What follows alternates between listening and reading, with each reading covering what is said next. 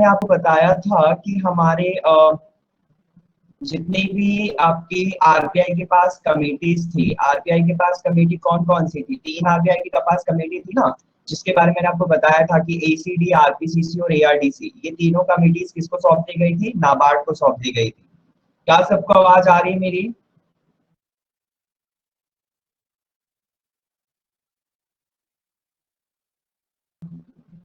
All okay?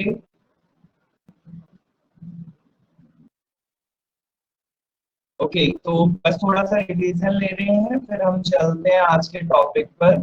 तो मैंने आपको बताया था कि 3 कमेटीज आरबीआई के थ्रू बनाई गई थी, जो कि एसीडी, आरपीसीसी और एआरडीसी थी। ठीक है, इन तीनों कमेटीज का अलग अलग फंक्शन था।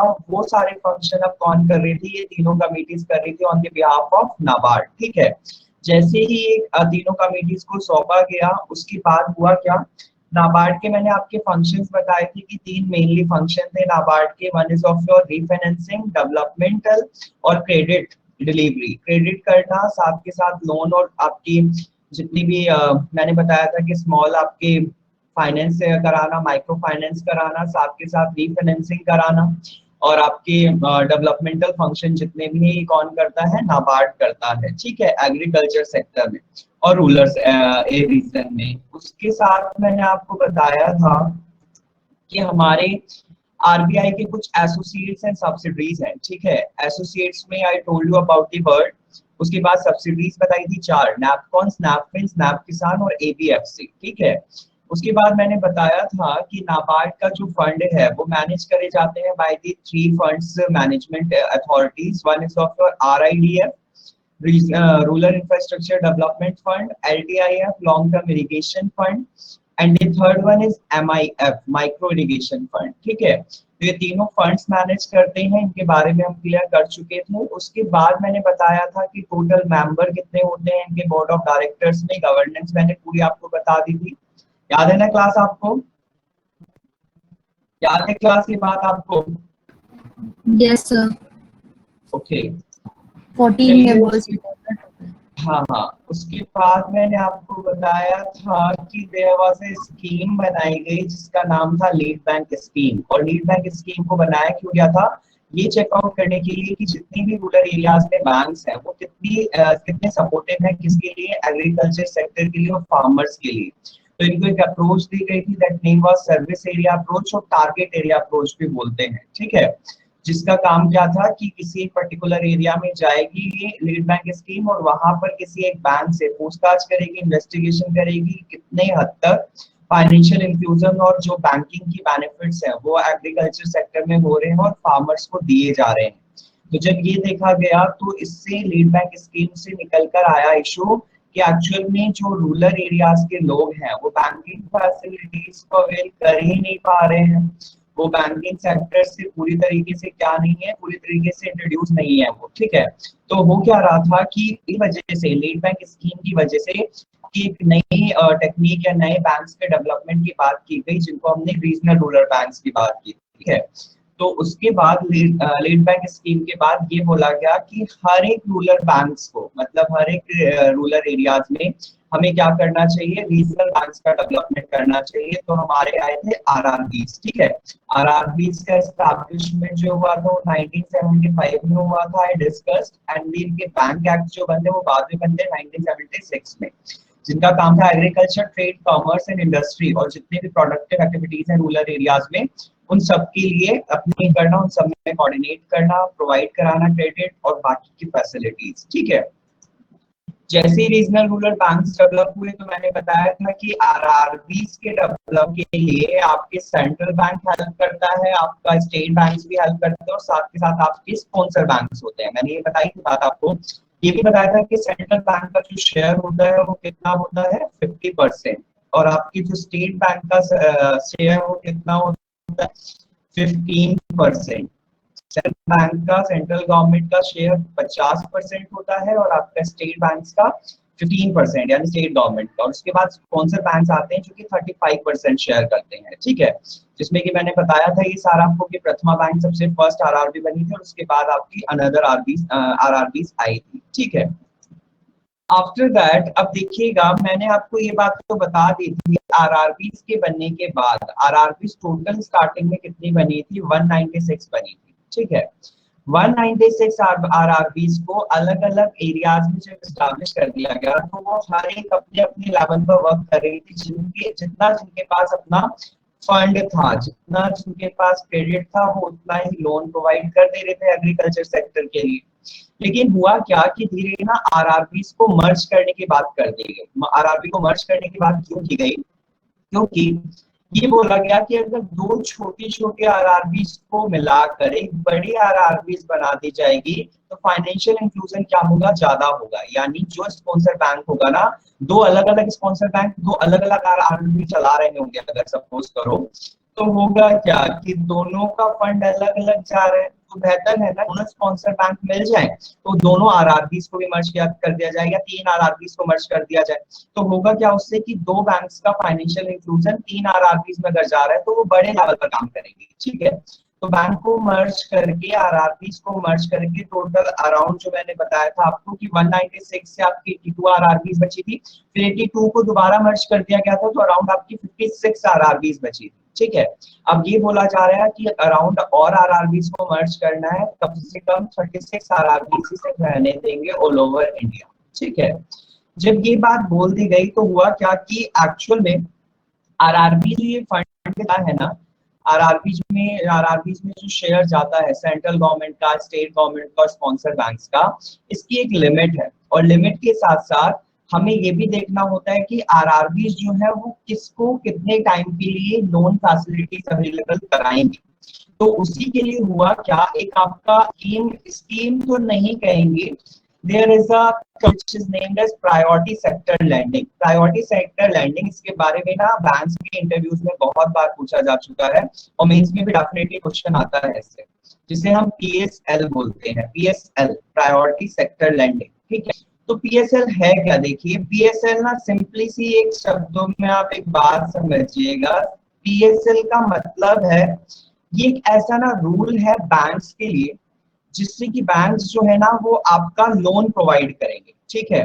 लोन प्रोवाइड करेंगे किसको, प्रायोरिटी सेक्टर को। यानी हमारे रूरल एरियाज में ना कुछ प्रायोरिटी सेक्टर हैं जिन पर बैंक्स को लोन प्रोवाइड करना ही है, तो वो प्रायोरिटी सेक्टर्स के लिए यहाँ पर पीएसएल में रूल दिए गए हैं, किसके लिए, बैंक्स के लिए, कि वो किन किन प्रायोरिटी फैसिलिटीज अवेलेबल कराएंगे। समझ में आई खास बात, पीएसएल क्या, PSL are basically the rule for the banks to provide the loan to the priority sector in rural areas।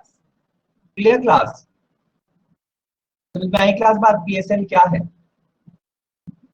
Yes, sir. बाकी क्लास भास्कर, अमन, निशा समझ आ रहा है आपको?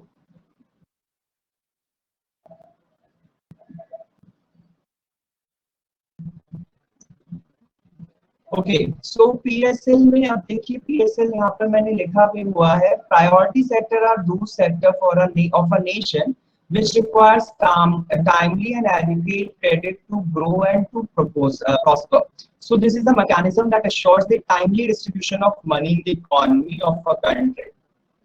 There is a certain percentage that every bank has to achieve by distributing the loan to these sectors। यानी economy की अगर growth चाहते हैं रूरल एरियाज में, रूरल एरियाज भी कहीं ना कहीं पार्ट ऑफ इकोनॉमी होते हैं, लेकिन कुछ सेक्टर ऐसे होते हैं जिनका जीडीपी में लेना देना नहीं हो पाता है, तो एक्चुअल में इकोनॉमी को पूरी तरीके से, इकोनॉमी में रूरल एरियाज के हर एक सेक्टर को इन्वॉल्व करने के लिए और उनको लोन फैसिलिटीज प्रोवाइड कराकर उनको लेकर आना कंट्री की इकोनॉमी में, ये आपका प्राइवेट सेक्टर का मेन जो है कह सकते हो क्राइटेरिया या मेन ऑब्जेक्टिव है, ठीक है। तो बेसिकली क्या, आरबीआई ने 28 दिसंबर 2018 में पीएसएल को इंट्रोड्यूस किया और उसमें एक्चुअल में 8 कैटेगरीज लेकर आए। 8 कैटेगरीज किसकी लेकर आए, 8 कैटेगरीज लेकर आए प्रायोरिटी सेक्टर कि ये हमारे प्रायोरिटी सेक्टर होंगे और इनको लोन फैसिलिटीज देना ये पीएसएल में होगा ही होगा। यानी विदाउट दी सेक्टर अगर कोई भी आता है तो एक बार को उसको मना किया जाएगा, लेकिन अगर कोई भी इनसे रिलेटेड अपने लिए लोन के लिए आ रहा है तो आपको लोन देना ही पड़ेगा।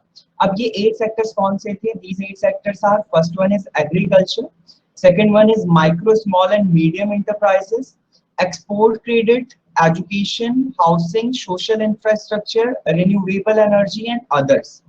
अब देखिए एग्रीकल्चर के बारे में तो आपको सिंपल सा पता ही है।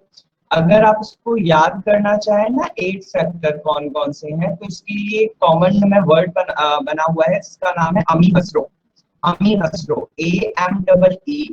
AMEEHSRO, अमी हसरो, AMEEHSRO। A for agriculture here, M is for micro, small and medium enterprises, आपके E is for export, next E education के लिए है, H is for housing, S is for social infrastructure and the R is for renewable energy and O is other। ठीक है, सो अमी हसरो से आप याद रख सकते हैं कि ये 8 सेक्टर हैं जहां पर आपके क्या होती है, लोन्स प्रोवाइड कराए जाएंगे by the government, in sector को प्रायोरिटी दी जाएगी, मतलब पहल में ये रखे जाएंगे, बाद में बाकी सेक्टर्स को देखा जाएगा। अब होता क्या है कि प्रायोरिटी सेक्टर लैंडिंग में ना एक्चुअल में 3 टाइप्स ऑफ बैंक्स इंक्लूड होते हैं अपने मतलब फंड को देने के लिए। होता क्या है, 3 टाइप ऑफ बैंक जो आपको शायद पता भी होंगे, जनरली हमें जो नॉलेज में है ना, हमारे 3 टाइप के बैंक कौन कौन से होते हैं। One is of commercial banks होते हैं, जो कि कमर्शियल बैंक आपके स्पॉन्सर बैंक ही हैं जनरली। ठीक है, कमर्शियल बैंक ही हैं ये सारे, SBI, PNB, आपका ये सब कमर्शियल बैंक है। ठीक है, उसके बाद सेकंड टाइप ऑफ बैंक आते हैं कोऑपरेटिव बैंक्स। कोऑपरेटिव बैंक्स वो होते हैं जो कि किसी एक बैंक के साथ कॉर्पोरेशन में काम करते हैं, जिन्हें आप सहकारी बैंक लिमिटेड बोलते हैं। ठीक है, उसके बाद होते हैं आपके third one is that is name as development bank. ठीक है, डेवलपमेंट बैंक जिसको आप पढ़ ही रहे हो, RRB। क्लियर? तो अगर मैं बात करूं ना, तो प्रायोरिटी सेक्टर लैंडिंग के लिए सिर्फ और सिर्फ आपकी commercial banks fund facilities available कराते हैं, बाकी बैंक्स नहीं कराते हैं। कमर्शियल बैंक नहीं इंक्लूड होंगे, कोऑपरेटिव बैंक्स नहीं इंक्लूड होंगे, डेवलपमेंट इंक्लूड नहीं होंगे। सिर्फ कौन इंक्लूड होगा, PSL में सिर्फ और सिर्फ कमर्शियल बैंक्स इंक्लूड। ठीक है क्लास? सो कमर्शियल बैंक जब इंक्लूड होते हैं तो इसमें आपके फॉरेन बैंक्स को भी इंक्लूड किया गया है, क्योंकि बहुत से ऐसे सेक्टर हैं जहां पर फॉरेन कंट्रीज के बैंक्स भी अपना फंड लगाना चाहते हैं PSL में। ठीक है, लोन के लिए पैसा देना चाहते हैं। अच्छा, अब PSL की अगर हम बात करेंगे, कमर्शियल बैंक्स फंड जो देंगे वो कैसे देंगे, क्योंकि अगर मैं बात करूं कि हर एक बैंक की अपनी एक लिमिट होती है ना, अगर बैंक के पास अपनी एक लिमिट सेट की जाएगी कि उसे इतना PSL में देना है, तो ऐसे तो बैंक के लिए हम कह दें कि बैंक के पास जितना अमाउंट होगा वो टोटल PSL में दे सकता है। ठीक है क्लास, समझ आ रही है बात? तो होगा क्या कि PSL में हर एक बैंक की लिमिट सेट की गई है कि कितना फंड के लिए उन्हें, कितना लोन के लिए पैसा देना है PSL में। ठीक है, और उसके लिए एक टर्म है जिसका नाम है ANBC, जिसका नाम है ANBC। और ANBC देखिए, ये ना PSL में मैं आपको बता रहा हूँ, हालांकि एग्जाम पॉइंट ऑफ व्यू से ANBC नहीं पूछा जाता है, लेकिन समझ के चलेगा क्योंकि इंटरव्यू में ही पूछ लिए जाते हैं। ठीक है, तो ANBC क्या है, देखिए ANBC होता है adjustment net bank credit, adjustment net bank credit, ANBC। Clear class? ANBC अब क्या होता है, देखिए बहुत सिंपल सा समझ के चलेगा। कमर्शियल बैंक्स में जितने भी बैंक्स आते हैं, उन सब बैंक्स में हमारा कुछ ना कुछ अकाउंट्स ओपन होते हैं। उसके बाद से अकाउंट्स, आपका bank credit accounts, current accounts, FD, RD, ये सब होते हैं ना। तो होता क्या है कि एक्चुअल में आपकी PSL में ANBC का जो फंड होता है ना, वो क्या होता है कि कोई भी कमर्शियल बैंक जितना कमाता है, जितना कमाता मतलब जितना उसके पास डिपॉजिट आता है, बाकी का माइनस करना उसमें से जितना उसके पास खर्च हुआ है, खर्च जो डिफरेंट सेक्टर्स में बैंक्स ने लोन और भी दिए होंगे PSL को हटाकर, तो एक्चुअल में जितना उसके पास आया है और जितना बैंक ने खर्च किया है, ये क्या कहलाता है, आपका ANBC कहलाता है। समझ में आई क्लास बात? ANBC क्या है? ANBC है एडजस्टमेंट नेट बैंक क्रेडिट, जिसका मतलब है बैंक ने जितना कमाया, जितना उसने खर्च किया, दोनों को सब्ट्रैक्ट अगर कर दोगे तब आपका क्या निकल के आएगा, ANBC आएगा। और उस बचे हुए पैसे को ही किस में दिया जाता है, पीएसएल में दिया जाता है। समझ में आई क्लास बात? Yes sir. सो पीएसएल में जब एएनबीसी का शेयर जाता है तो एक्चुअल में ना ये बोल दिया है कि पूरी तरीके से एएनबीसी चाहे जितना भी हो, सपोज करो किसी बैंक का एएनबीसी 60% बचा उसके टोटल फंड का कमाया हुआ और खर्च करने के बाद, ठीक है 60% बचा है, लेकिन आरबीआई ने एक लिमिट सेट की हुई है हर एक बैंक, कमर्शियल बैंक्स को पीएसएल में एएनबीसी का 50% 50% कह रहा हूँ 40% देना ही होता है, ठीक है 40% देना होता है। इट मीन सपोज करो अगर किसी बैंक ने, सपोज करना एसबीआई बैंक ने, कमर्शियल बैंक है एसबीआई, उसने ना टोटल 200 करोड़ रुपीस अर्न किए, आए उसके पास डिपॉजिट, बैंक का खर्च हुआ है एसबीआई का 100 करोड़, ठीक है तो 200 में से 100 प्लस कर दिए बचे 100 करोड़, 100 करोड़ एएनबीसी अब बच गया।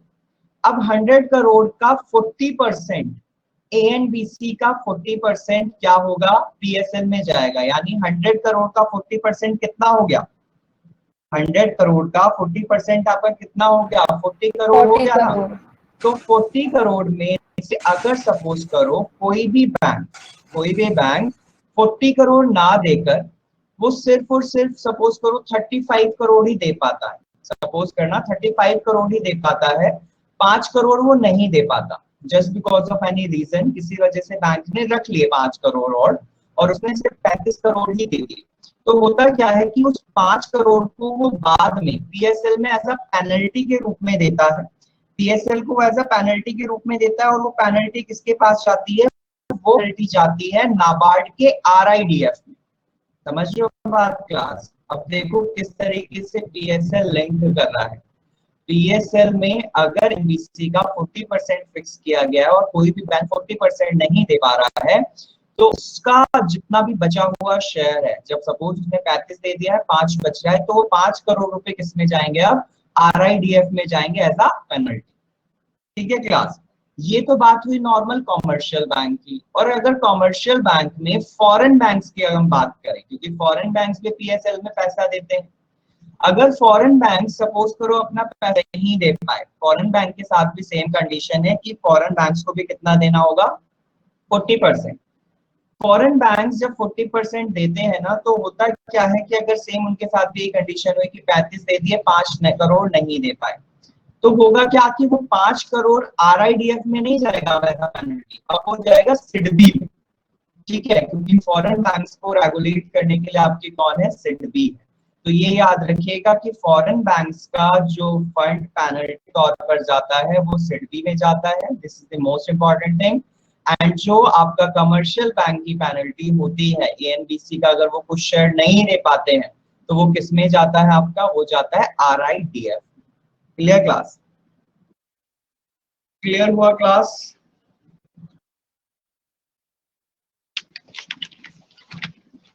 Okay yes sir. So okay, अगर नहीं समझ में आए कहीं भी तो मेरे से दोबारा रिपीट करने के लिए बोल दीजिएगा। बाकी ये चीजें आप सुनने के बाद, सुनने के बाद रीड आउट करेंगे तो आप समझ में आएगा, ऐसा नहीं है कि नहीं समझ में आएगा। ठीक है, बाकी जितनी भी क्वेरीज होती हैं, आप टॉपिक आज फिनिश हो जाएगा, उसको फिर मैं आपको शेयर कर दूंगा पीडीएफ, तब आप रीड आउट करना, उसके बाद मुझे बताना कि क्या क्या इशू रहता है। ठीक है, अब देखिए सपोज किसी बैंक के पास ना पैसा बचा ही नहीं, तो करो किसी बैंक के पास ना एएनबीसी का थोड़ा भी शेयर देने के लिए है नहीं, 40% बोला हो एएनबीसी का पीएसएल में देने के लिए, लेकिन बैंक के पास बचा ही नहीं। या तो बैंक पास, कुछ बैंक ऐसे होते हैं ना जो अपने पास बहुत ज्यादा सेविंग्स रखते हैं, उनके पास बहुत ज्यादा सरप्लस हो, ठीक है, कुछ बैंक ऐसे होते हैं जिनके पास बहुत ज्यादा शॉर्टफॉल होता है।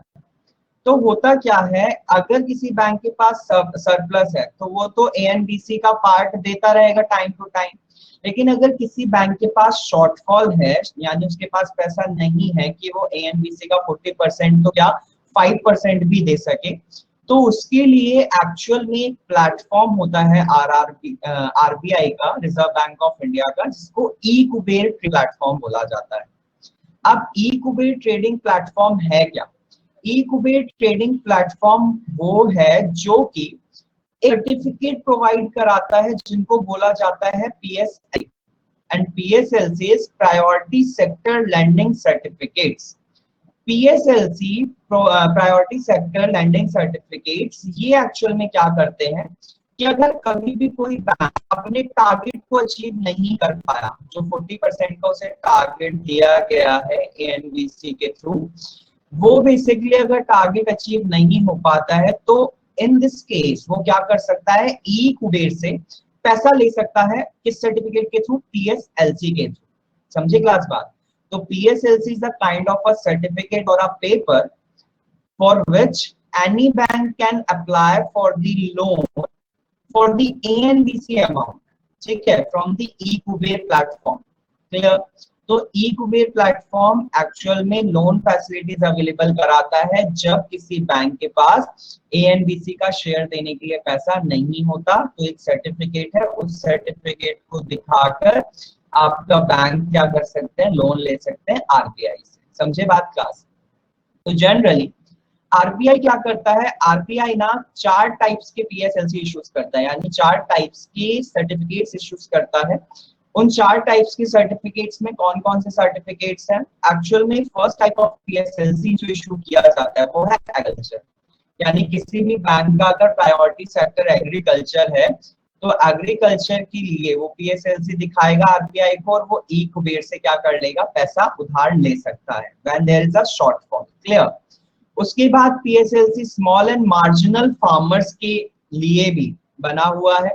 पीएसएलसी स्मॉल मार्जिनल फार्मर्स के लिए कैसे?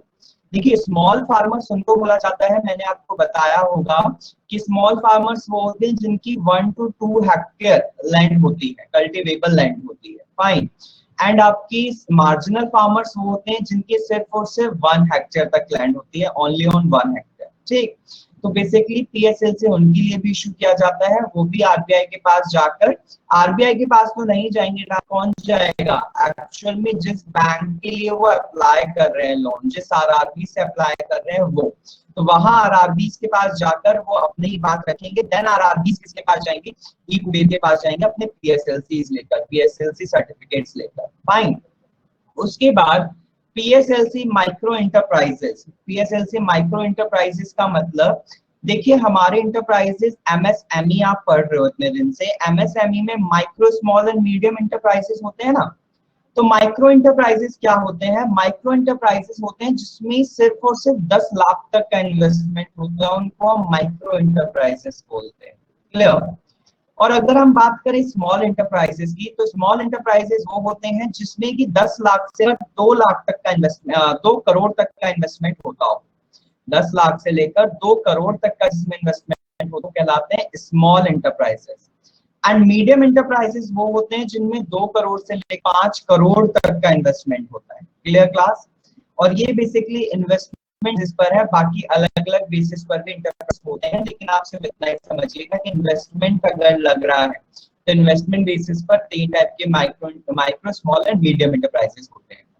Clear class? माइक्रो जिसमें 10 लाख तक का शेयर हो, आपका स्मॉल जिसमें 10 लाख से 2 करोड़ तक का हो, और आपका मीडियम इंटरप्राइजेस जिसमें 2 करोड़ से 5 करोड़ तक का इन्वेस्टमेंट लगाया हो।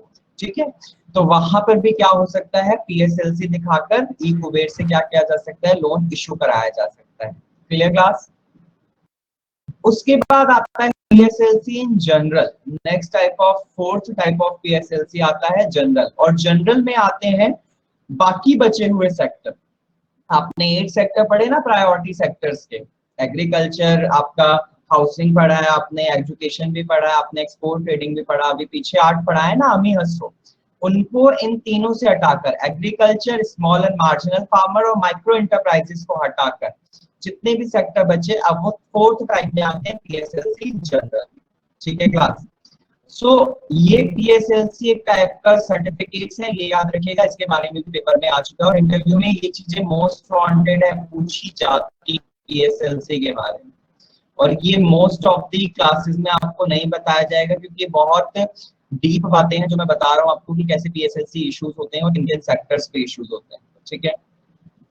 उसके बाद अगर बात करें पीएसएलसी की, तो पीएसएलसी देखिए यहाँ पर लिखा भी है, under the PSLC mechanism the seller sells fulfillment of the priority sector obligation and the buyers buy the obligation with no transfer of risk or loan assist।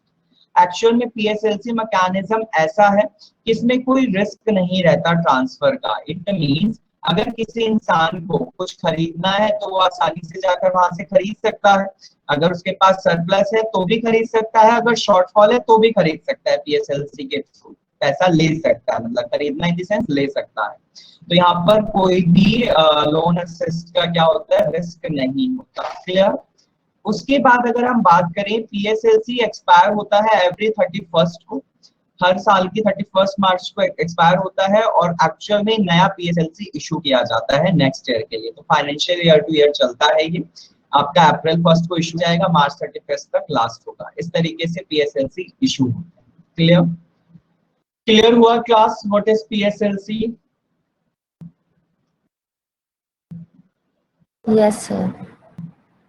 क्या सिर्फ शालू समझ रही है इस पूरी क्लास में और बाकी क्लास नहीं समझ रहे? मतलब मुझे इस क्लास में ये लगता है कि आप बिल्कुल अनरिस्पॉन्सिव हो बच्चे, स्टूडेंट्स। आप ना एकदम ऐसे रहते हो कि पता नहीं क्यों, जब आपको पता होता है क्लास, देखिए मेरा मानना ये है कि अगर आपको थोड़ा भी टॉपिक का हिंट लग जाता है, लाइक आपका आधा टॉपिक कवर हो चुका था प्रीवियस क्लास में, आधा आज हो गया, उसमें आपको ये पता होना चाहिए कि एटलीस्ट हम अगर जा रहे हैं क्लास में तो सर आगे इन चीजों को कराएंगे। तो आप प्लीज देखो, बहुत माइनर लेवल पर तो हम जा नहीं सकते कि एकदम रूट से आपको समझाना शुरू करेंगे, क्योंकि रूट से अगर समझाया जाएगा ना तो ये बहुत डिटेल में जाएंगी ये चीजें, जबकि आपको सिर्फ पढ़ना है एग्जाम पॉइंट ऑफ व्यू से, जो कि एग्जाम में इम्पोर्टेंट है और आने के चांसेस हैं, तो उस बेसिस पर पढ़ते हैं। एटलीस्ट आप घर पे पहले से थोड़ी सी रीडिंग रख के आया करो, कि उस थोड़ी सी रीडिंग को हिंट रहे माइंड में कि हाँ it is related to this kind of thing, और ये आप हमें पता है, थोड़ी सी इसके बारे में हमें नॉलेज है एटलीस्ट, ठीक है। तो प्लीज ऐसे मत किया करो, थोड़ा सा पढ़ के रखा करो, जब टॉपिक आपको कराया जाता है तो आपको हिंट लग जाती है।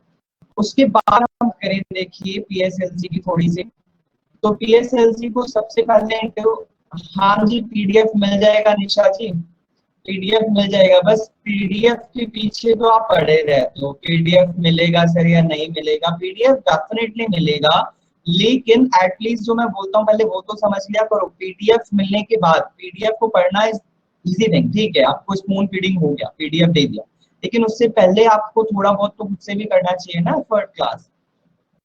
पीडीएफ देना is not a big deal, PDF तो मिल रहा है, पीडीएफ तो दूंगा ही मैं।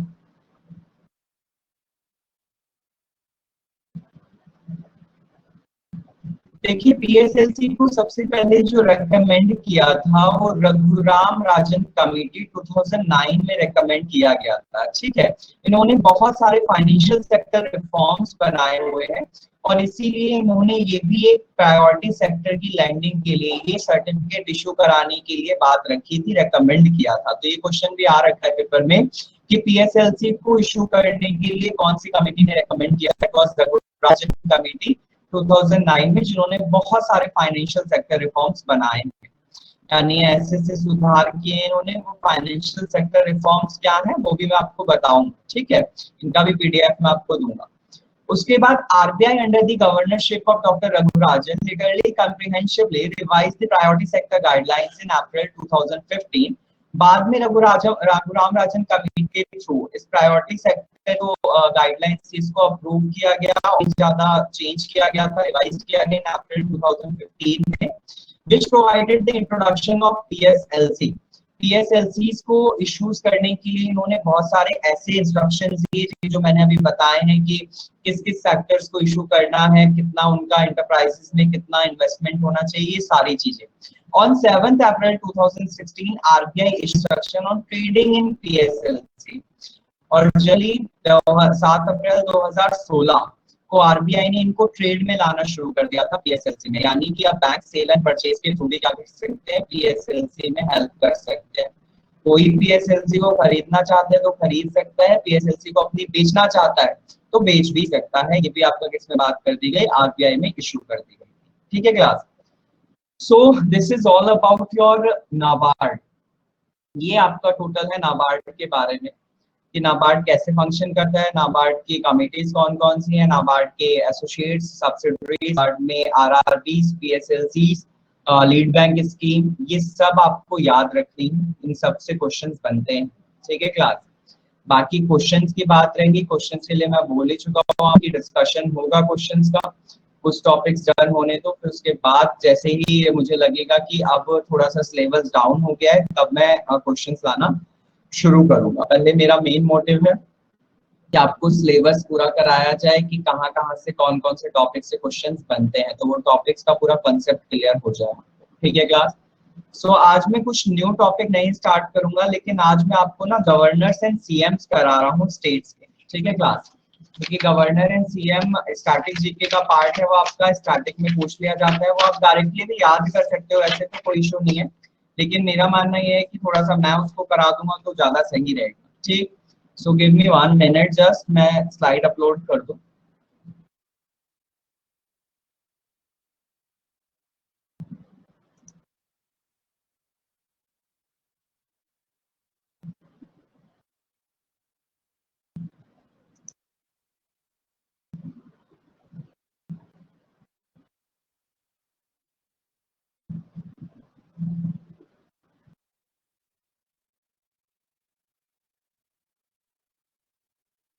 So class, here is your states CM and the governors। ठीक है, स्टेट सीएम एंड गवर्नर्स देखिए मैं अभी आपको करा रहा हूँ, जिससे कि अगर आगे कभी ये चेंज होते हैं तो प्लीज वो आप अपना मॉडिफाई कर लेना, इसको अपडेट कर लेना।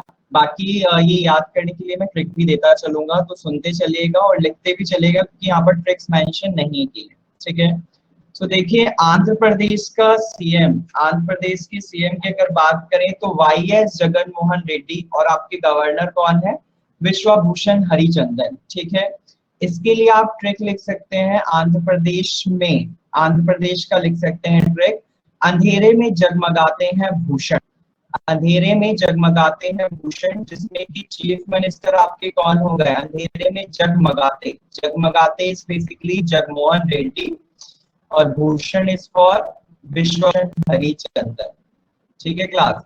अंधेरे में जगमगाते हैं भूषण, चीफ मिनिस्टर जगन मोहन रेड्डी, और आपके गवर्नर इज विश्वभूषण हरिचंदन। ठीक है। उसके बाद सेकंड की बात करें अरुणाचल प्रदेश, तो अरुणाचल प्रदेश की अगर हम बात करें तो CM is Pema Khandu and governor is BD Mishra. ठीक है। सीएम इज पेमा खांडू और आपके गवर्नर है बीडी मिश्रा।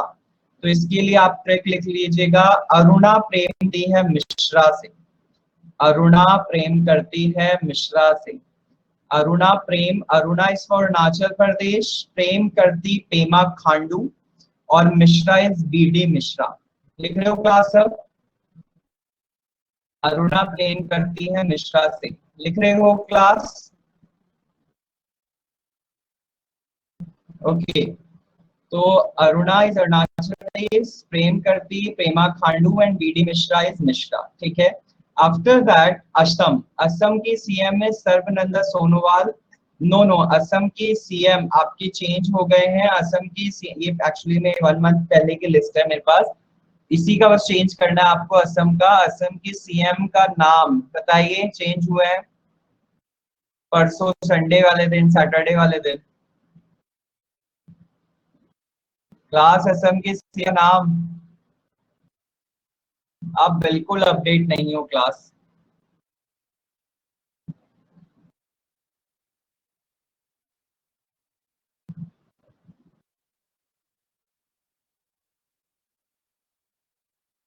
हिमांता बिश्वा शर्मा, हिमांता बिश्वा शर्मा। ठीक है। तो यहाँ पर इसको ये मत लिखना, सर्बानंदा सोनोवाल मत लिखना, मैं इसको एडिट कर दूंगा। ठीक है। असम के सीएम है हिमंता बिश्वा शर्मा और गवर्नर जगदीश मुखी। ठीक है।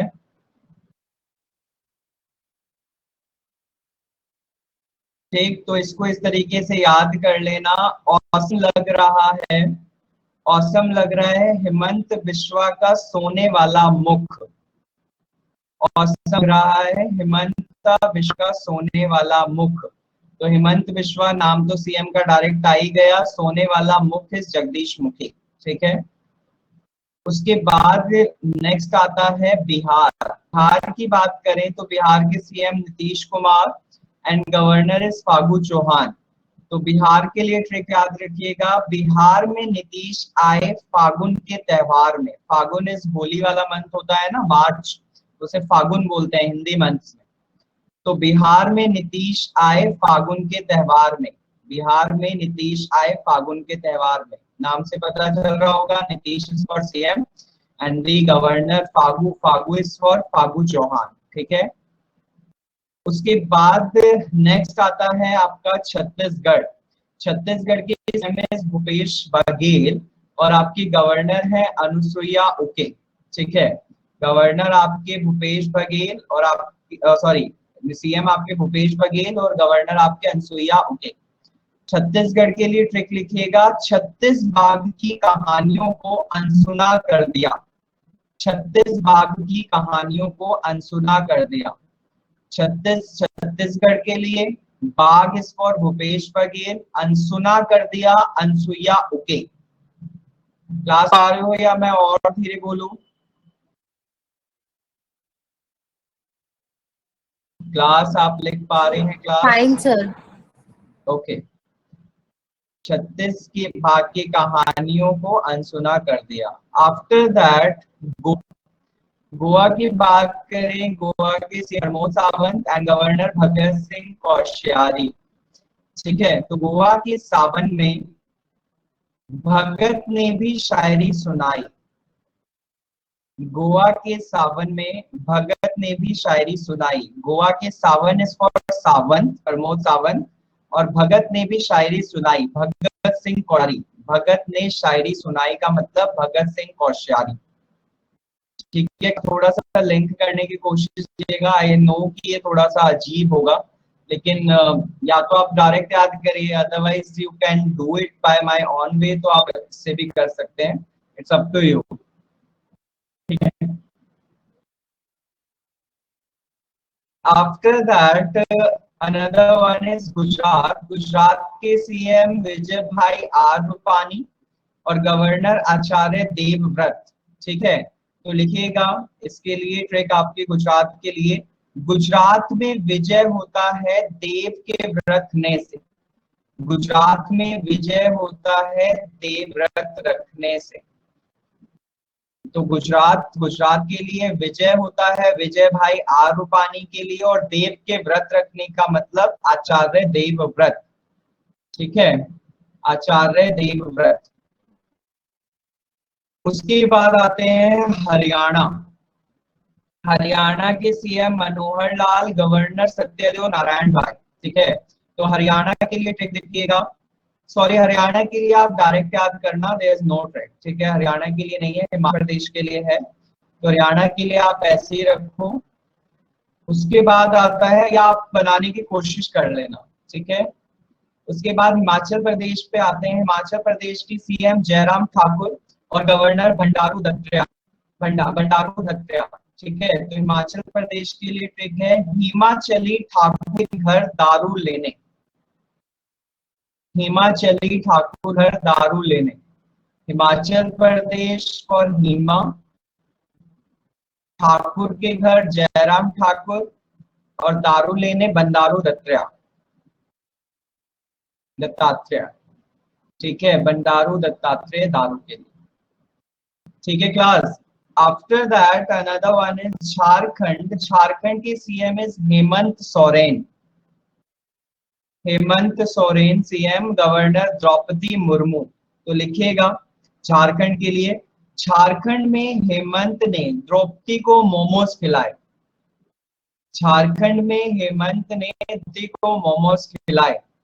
तो Jharkhand is for Jharkhand, Hemant Soren, Draupadi Murmu. Momos word या मुर्मू के लिए रख दिया मैंने। ठीक है, झारखंड में हेमंत ने द्रौपदी को मोमोज खिलाए। ठीक है क्लास, चलिए उसके बाद आप आते हैं कर्नाटका। कर्नाटका के सीएम है बीएस येदुरप्पा, येदियुरप्पा, और आपके गवर्नर वजुभाई वाला। ठीक है, वजुभाई वाला।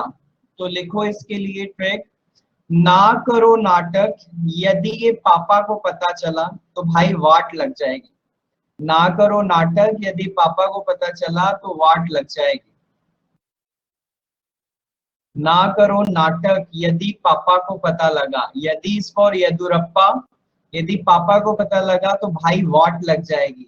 तो वजू भाई इस फॉर भाई। थोड़ी बड़ी ट्रिक है लेकिन याद करने के लिए आपको ओके रहेगी। ठीक है क्लास। उसके बाद आते हैं अनदर वन, केरला। केरला के सीएम है पिनारई विजयन, पिनारई विजयन, और आपकी गवर्नर है आरिफ मोहम्मद खान।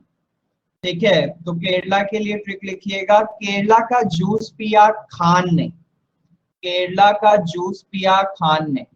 तो Kerala is for Kerala, juice पिया इज फॉर पिनारई विजयन, और खान ने इज आरिफ मोहम्मद खान। क्लास समझ आ रही है बात?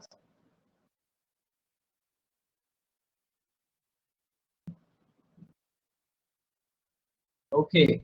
आफ्टर दैट महाराष्ट्र, मध्य प्रदेश पे आते हैं। मध्य प्रदेश के सीएम है शिवराज सिंह चौहान, और आपकी गवर्नर है आनंदीबेन पटेल। ठीक है, तो लिखिएगा मध्य प्रदेश के लिए ट्रिक, मध्य प्रदेश गए शिवराज अपनी बहन को लेने।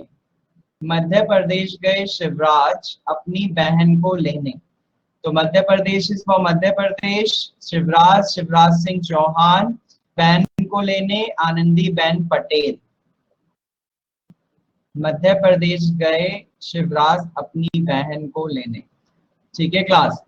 आफ्टर दैट महाराष्ट्र, महाराष्ट्र की बात करें तो महाराष्ट्र की सीएम है आपके उद्धव ठाकरे एंड गवर्नर भगत सिंह कोश्यारी। ठीक है, तो महाराष्ट्र के लिए ट्रिक लिखिएगा, महाराष्ट्र में चलती है ठाकरे शायरी। महाराष्ट्र में चलती है ठाकरे की शायरी। तो महाराष्ट्र के लिए हुई कि ठाकरे इज फॉर उद्धव ठाकरे, और शायरी इज फॉर भगत सिंह कोश्यारी। ठीक है क्लास, गोवा के सीएम और महाराष्ट्र के सीएम सेम, ओ गवर्नर सेम। ठीक है, तो महाराष्ट्र में चलती है ठाकरे की शायरी। उसके बाद आइएगा मेघालय।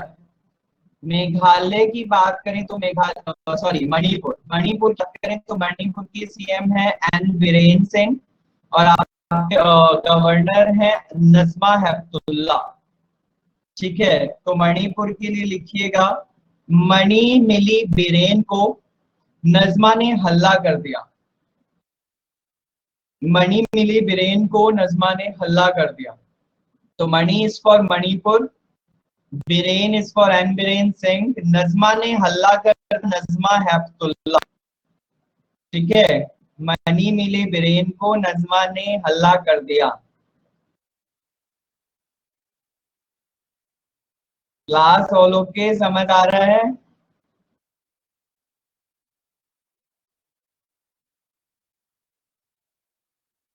बकवास तो नहीं लग रही ये सब चीजें? आ रहा है सर समझ। अच्छा, बकवास है भास्कर जी? सर आपने बोला है, किसके लिए बोला है? ओके।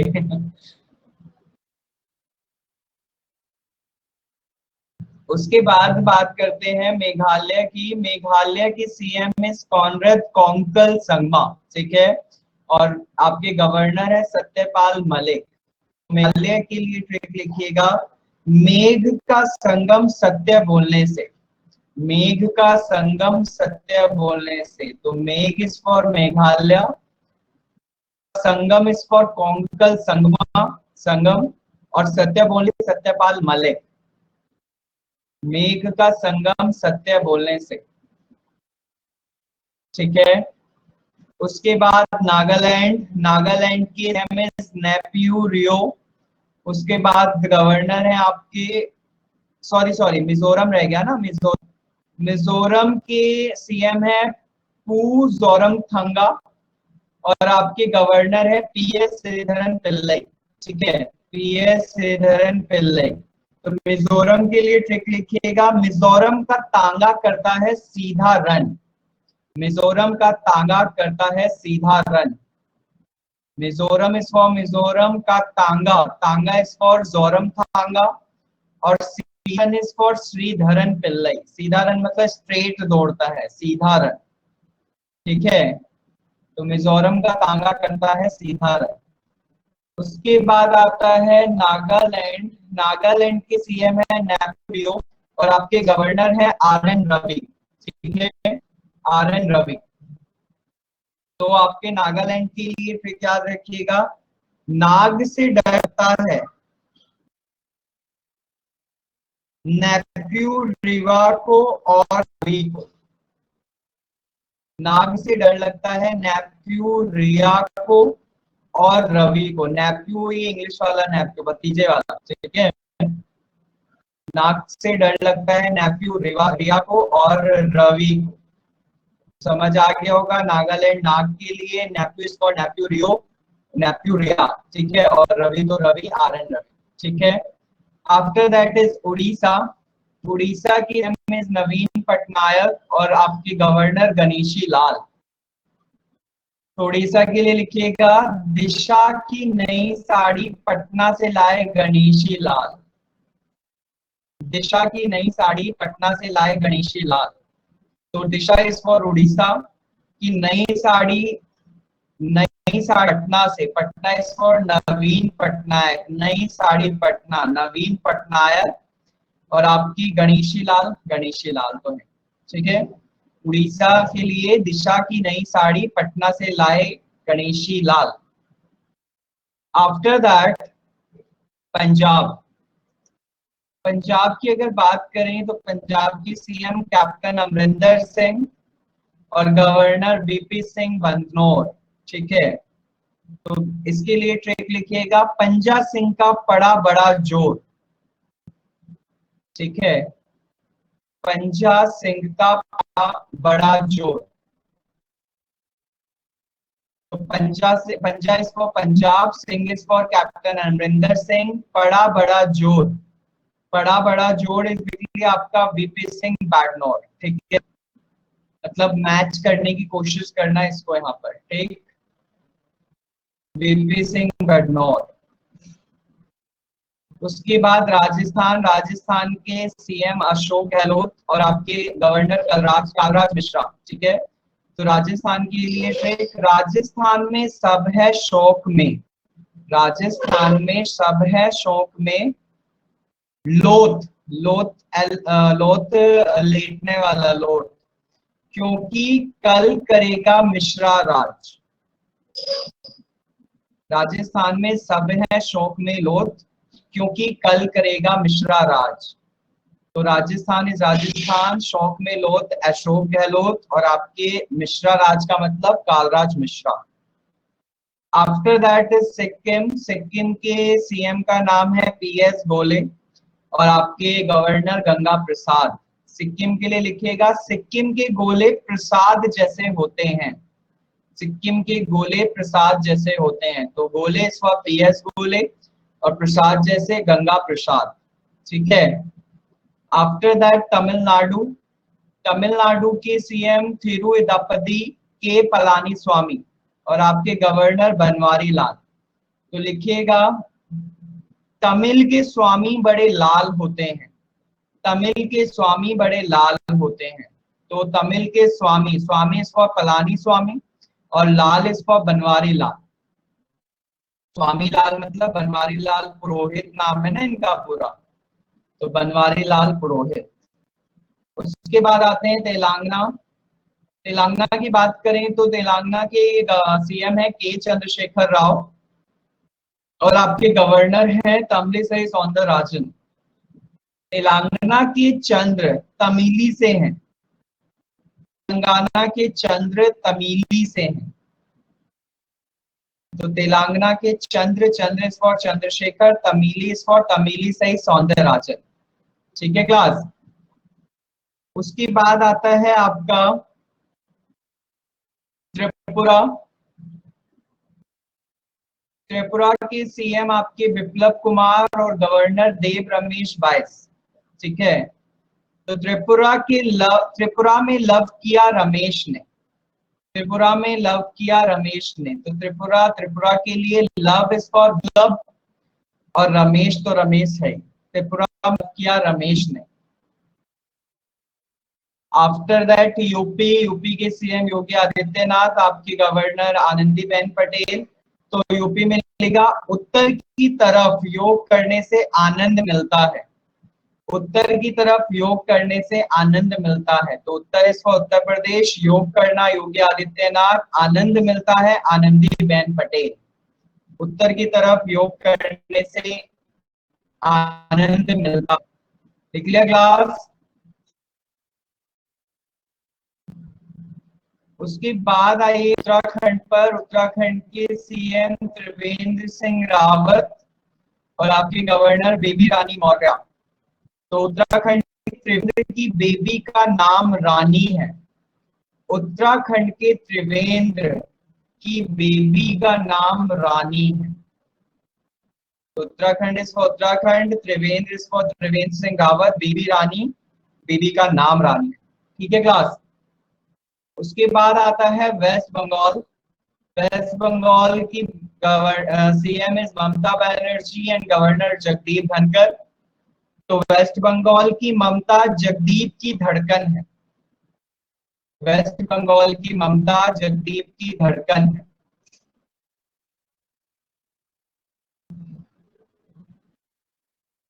वेस्ट बंगाल की ममता जगदीप, उत्तराखंड की,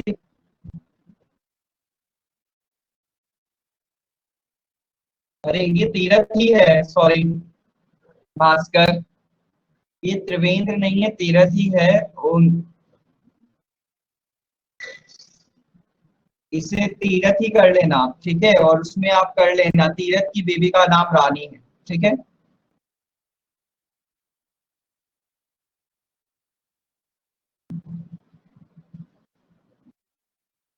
एक्चुअल में ये 1 मंथ का है ना पहले का, तो इसीलिए मैं यहाँ पर भी उत्तराखंड का सीएम चेंज करना भूल गया, क्योंकि मार्च में तो त्रिवेंद्र थे ना, तो मार्च के टाइम का है ये, अभी है आपके तीरथ से। ठीक है, तो उत्तराखंड की यहाँ पर जो ट्रिक लिखी है ना, यूके के त्रिवेंद्र की बेबी, वहां पर चेंज करके तीरथ की बेबी का नाम रानी है, ऐसे कर लो, बात याद हो जाएगी आपको। तो ठीक है, सो क्लास लिख लिया वेस्ट बंगाल का भी आपने। बंगाल की ममता जगदीप की धड़कन है। तो दिस इज योर स्टेट से सीएम एंड योर गवर्नर। ठीक है क्लास? तो ये मैंने आज इसलिए करा दिया क्योंकि मैं न्यू टॉपिक नहीं स्टार्ट करना चाहता था बीच में, क्योंकि होगा बाकी आपका जो अब नेक्स्ट क्लास में टॉपिक स्टार्ट करूंगा मैं, that will be the money market. ठीक है, मैं मनी मार्केट कराऊंगा, और अभी मैं ना आपका बीच बीच में कभी कभी, मतलब जैसे कम टाइम है और न्यू टॉपिक नहीं स्टार्ट करना मुझे, तो मैं आपकी ना स्टैटिक जीके भी साथ के साथ देता हुआ चलूंगा। ठीक है, लाइक आज आपका सीएम और गवर्नर्स करा दिए, किसी और क्लास में अपोर्ट्स करा दूंगा, किसी और क्लास में आपके national parks and wild life sanctuaries करा दूंगा। इस तरीके से स्टैटिक भी होता चला जाएगा, और जो कॉन्सेप्ट वाला है वो तो हो ही जाएगा। ठीक है क्लास? सो आंध्र प्रदेश की ट्रिक, आंध्र प्रदेश की ट्रिक है अंधेरे में जगमगाते हैं भूषण, अंधेरे में जगमगाते हैं भूषण। वाईएस जगमोहन रेड्डी और गवर्नर विश्वभूषण। ठीक है भास्कर, और कोई भास्कर? ओके, सो क्लास समझ में आई बात आपको? स्टैटिक पार्ट भी आपका होता रहेगा इस तरीके से, और आपका जो कॉन्सेप्ट वाला पार्ट है वो तो होता ही रहेगा। ठीक है, सो टेंशन मत लीजिएगा, बाकी I cover all the topics जो भी मेरे से मतलब मुझे लगते हैं रिक्वायर्ड है और आते ही हैं पेपर। पूरी बुक्स तो नहीं करा पाएंगे, लेकिन आपको पूरे 90 to 95% आपका कोर्स कंप्लीट में करा के चलूंगा बैंक रिलेटेड, और एसएससी के भी बहुत सारे टॉपिक्स इसमें होंगे। आप सब स्टूडेंट बैंक के ही है ना शायद, या सिर्फ एसएससी का भी है कोई इसमें?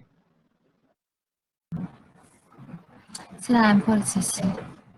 Okay, you are for SSC, कोई बात नहीं शालू, आपका भी टॉपिक कवर होगा, बाकी ये बैंक का भी है और एसएससी दोनों के लिए ही है, लेकिन जहां पर मेनली फोकस डालना होगा मुझे बैंक का है, वहां पर बैंक बोल दिया करूंगा या बताया करूंगा, और जहां पर लगेगा कि ये एसएससी के लिए मेन है तो वो एसएससी बताया, ठीक है। जैसे कि आज के सीएम एंड गवर्नर एसएससी में आपके बहुत बार आते हैं, पूछा ही जाता है हर बार कोई ना कोई सीएम और गवर्नर, ठीक है, तो ये याद सर रखिएगा। यूनियन टेरिटरीज के लिए यूनियन टेरिटरीज भी करा दूंगा, आज टाइम नहीं बचा, ठीक है ओके चालू, सर। डोंट वरी, बाकी आगे भी स्लाइड है, अभी तो मुझे आगे भी कराना था, देखा जाए तो इंटरनेशनल एयरपोर्ट्स वगैरह हैं इसमें ना, तो वो सब कराऊंगा मैं, international airports, wild life sanctuaries and national parks कराने हैं, और बैंक वालों के लिए बैंक्स एंड बैंक्स की टैगलाइंस भी करानी है, तो बहुत सारे टॉपिक्स हैं, न्यूक्लियर पावर प्लांट्स कराने हैं, बाकी फॉग डांसेस भी कराने हैं, तो ये सब चीजें मैं कराऊंगा, कुछ की डायरेक्ट पीडीएफ दूंगा, क्योंकि कुछ ऐसी चीजें जो आपको वर्बली समझ मतलब बोलने पे ही बतानी पड़ेंगी, ट्रिक्स नहीं है उनकी, फॉक डांसेस वगैरह की हैं, लेकिन लाइक न्यूक्लियर पावर प्लांट की बात करें तो उनकी पीडीएफ दे दूंगा मैं, उसको आप याद करिएगा, सिर्फ याद करने से ही वो हो पाएंगे, कोई ट्रिक नहीं उनकी ऐसे, ठीक है। सो ठीक है क्लास, आज का ये पीडीएफ आपको मैं नाबार्ड का प्रोवाइड करा दूंगा, और ये सीएम वाला शायद ना कराऊं, क्योंकि सीएम वाले में अभी मैं अपडेट करूंगा जब आपका तो कराऊंगा, और इसमें एक दो स्टैटिक पार्ट और ऐड करने के बाद दूंगा, लाइक इंटरनेशनल एयरपोर्ट्स वगैरह, ठीक है। तमिलनाडु की सर क्या क्या निश्चय, तमिलनाडु की क्या सीएम गवर्नर,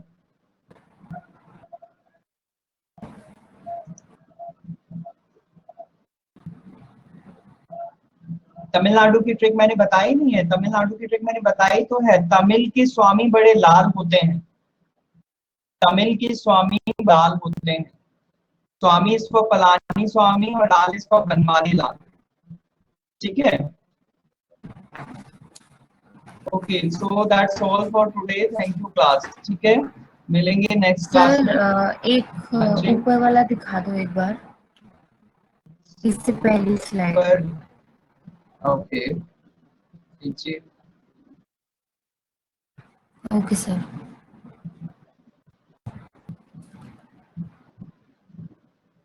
डन चालू, यस सर।